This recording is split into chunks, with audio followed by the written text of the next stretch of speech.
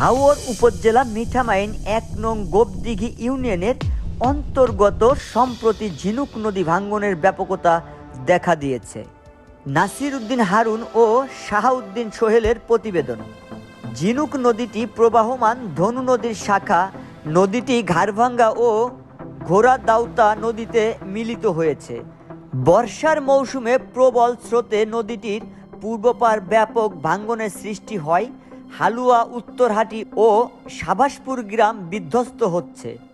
ক্রমাগত ভাঙ্গনের ফলে কৃষি ফসলি জমি নদীগর্ভে বিলীন হচ্ছে। এলাকাবাসী জানায় প্রায় ৫০ একর জমি ইতিমধ্যে বিলীন হয়ে গেছে। গ্রামটি সম্পূর্ণ ঝুঁকিতে রয়েছে। এখানে রয়েছে শিক্ষা প্রতিষ্ঠান ও মসজিদ সহ প্রায় ১২০০ পরিবারের বসবাস। এলাকাবাসী জানায় স্থানীয় সরকার মন্ত্রণালয় কর্তৃক নদীটির ভাঙ্গন রোধে জিও ব্যাগ দিয়ে আশু প্রতিরক্ষা ব্যবস্থা করলেও পুরোপুরি ভাঙ্গন রোধ হয়নি। অলুয়া গ্রামের জনাব ফয়েজউদ্দিন মানিক জানান, অনতি বিলম্বে এই ভাঙ্গনের প্রতিকার না হলে পুরো অলুয়া গ্রামটি নদীগর্ভে বিলীন হয়ে যাবে।